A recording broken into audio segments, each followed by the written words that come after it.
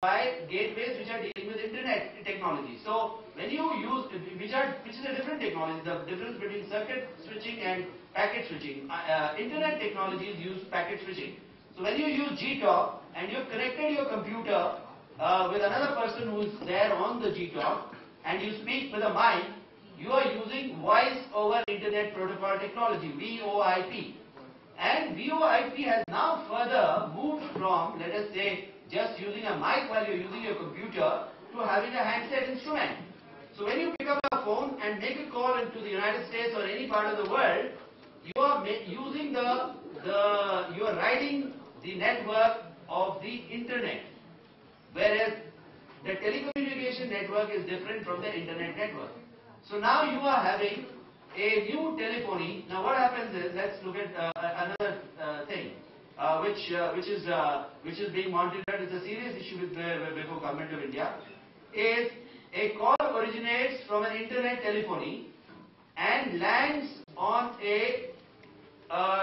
through the telecommunication network. So the call is originating on one network, which is the internet network, and goes on to a telecommunication network, which is the good old network. So in this there are issues relating to technology, which is change of technology. There are issues relating to charging. What is the kind of, because certain internet technology networks, the charges are much less, whereas the telecommunication networks, the charges are much more. And sometimes there are agreements. All telecommunication that we have in the whole world are done through agreements. And these are agreements which are prior signed. Otherwise, how will they recover their revenues? Unless there are agreements. Because if one network is transferring a particular data, voice, etc. to another network, there are costs involved in that. So unless there are prior agreements signed between various kinds of network companies, the charges cannot be sort of levied. You cannot raise a revenue from the other network. So therefore, the ICANN also deals with certain of these numbers, which is assigning of the internet protocols and the domain names, and has to interact with ITU, has to interact with WIPO, and all of these together create the basic regulations and policies and rules for the functioning of this huge new network that has come into existence. And some of these issues are under the basic agreement of telecommunication of 1997, which is in great detail. I will touch upon some of those. Then there are issues relating to your satellites, use of satellites, which is governed by the Intelsat, International Telecommunication Satellite Organization. The Intelsat is an organization which deals with satellite communication, because both telecommunication and internet communication is done by satellites. So satellites would have a lot of, if you know, in the United States, there is an exchange which is called the exchange for telecommunications. Like a stock exchange, time for the rates for using networks is traded on that stock exchange, because NCI or AT&T would offer a particular rate. It would offer a pulse rate of 1 second per dollar. 1 second would cost $1. But somebody else who will say that we will transfer this through another satellite, will offer this to you at 75 cents or at $0.50. So there are also issues relating to the cost of the usage of satellite for your networks, which is governed by International Telecommunications Satellite Organization, Intelsat. Now these issues that Intelsat will also have to deal with WTO or deal with ICANN or even the ITU. So satellite communication companies would be having issues which they will have with respect to switching of your networks from one satellite to the other through gateways. It's a very complex kind of area, the whole of satellite this communication. In fact, the statistics have shown that from 2% growth of telecommunication industry, it has grown per annum, it has grown to 12% per annum, and it's growing faster. Day before yesterday, I was invited to an event in Delhi at the Imperial Hotel by the Communication Manufacturers Association. They were celebrating the 500 millionth mobile phone having come into place. That means that out of 1 billion plus population of India, our country has 500 million cell phones, and they were having a huge celebration on that. And it's still moving. People are counting. It is moving at rapid rate. For instance, you would have seen that your plumber, your carpenter, your what have you, including your cobbler, every single person would have a cell phone now. So therefore, when the numbers are moving at such great pace, the kind of issues and the kind of competition. Now, in India, you know that Telecom Regulatory Authority of India is there.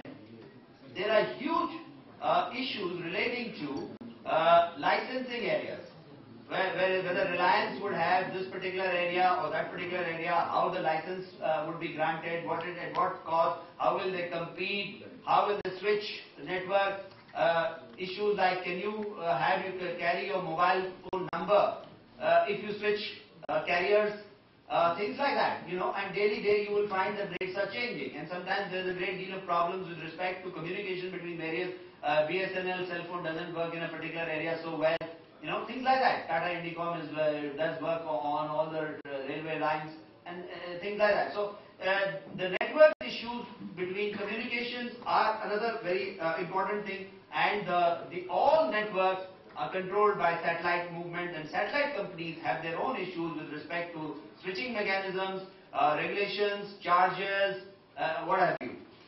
Then there are issues which are related to the technical aspects of radio spectrum and orbital positions. That is, you can have orbital positions where the satellites keep moving. Interstate, the satellites will have a problem of orbital positions. It's like a car parking. The satellite, yes, it is. I mean, you're smiling about it. The satellite positioning will have issues like parking. Can it orbit at this latitude and longitude? Can another satellite company which is sent, can it come close? Can it stay there for 2 weeks? Can it stay there for 10 days? Because the moment every satellite keeps moving, there are issues which relate to the antennas which are transferring the signal. So not only distance, clarity, the kind of bandwidth, everything will have an impact. So there are issues between satellite companies dealing with their orbital positioning and the spectrum. Spectrum is, if you knew a rainbow, you will know that how many kinds of, there will be issues relating to the kind of code that they use, which may conflict. If you see, telecommunication has become so advanced that you use a Wi-Fi, which is your personal Wi-Fi at home. You use n number of cell phones which are having signals. All of them are moving on signals right through them, but there is no conflict. You will find hardly any occasion when there is a wrong number. You may dial a wrong number unless there is a defect in some of the providing. In digital communication, the communication is always, the conflicts are avoided. There is a huge, it may be blocked, but it doesn't go to a wrong number. It doesn't land on a wrong number, usually. Have you had any experience, anybody having a cell phone wrong number? Well, yeah, you. It's a bad network, must tell you. But anyway, by and large, the conflicts of the spectrum are avoided because there are the radio spectrum and orbital position rules regarding that, and everyone will be given a particular lane, and they will have to use that particular code to send out their signal so that there is no conflict between the service providers. And there are rules applicable to international common carriers.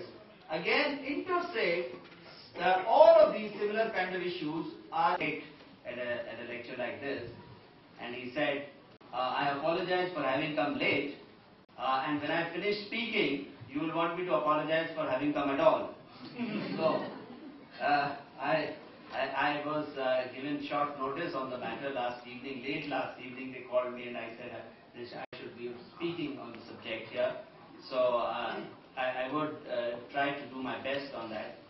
I must tell you, way back in 1995, I did a matter in the Delhi High Court which was by a person who founded the Star Satellite Consortium, if you heard of the Star in Hong Kong. He was an American by the name of Michael Heath Nathan Johnson, who was a satellite technology specialist. And now that the matter is over, and I can share with you without being pointing at anything because it was a legal dispute, he had developed what was known as one of the earliest technologies of handset to satellite communications, which is called the sat phone. Different variations of a satellite phone, which you can carry with you in Thar Desert, or which you can carry with you on a ship if you are going on a cruise, which you could carry with you while mountaineering. Like my son has got for mountaineering this last evening, and they said we can't be communicating with cell phone because there is no cell phone facility available when they are, up in the mountains. But if you had that technology, in fact, the sat phone technology is in vogue, and many people have that technology.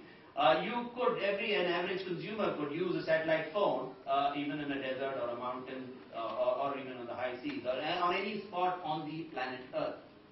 So the technology that was developed to provide cheap technology by putting about 16 geostationary satellites is to internet every point on the Earth by communication facility. So way back in 1995, we had one of my clients had developed that technology, and now it is because it's very expensive to try and create that. So only Iridium and a few other satellite companies have developed this technology. And his case in the Delhi High Court, I must tell you, was that he had shared his entire intellectual property of how to develop that satellite technology with one of the leading telecom manufacturers and in India, who took that particular all his technological development and went and started a consulting company of his own. So these were intellectual property rights violation of Mr. Johnson, who created this sat phone technology.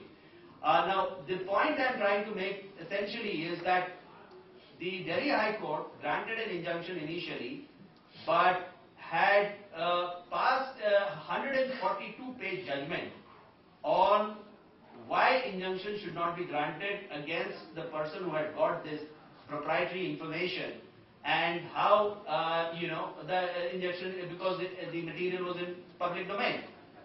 And I had the good fortune or the tough task of creating an appeal, of preparing the appeal on that particular judgment, which helped me understand the huge amount of information, a huge amount of knowledge on satellite technology, on telecommunications at that time. And I filed a 155-page appeal with 109 grounds of appeal in that matter, and finally got that injunction, and they were forced to settle. So my knowledge insofar as satellite communications and telecommunications is concerned is sort of also on the job, apart from what I do academically in international law and other things. Now, good old days, when communications were in place, there was what is called circuit switching. A circuit switching as opposed to packet switching. Now, today's technology is packet switching, which is data. Now, good old days we had only voice communication. Now you have internet technology which communicates data, huge amount of data, graphics. It communicates various other forms of which is in the format of called the packet switching.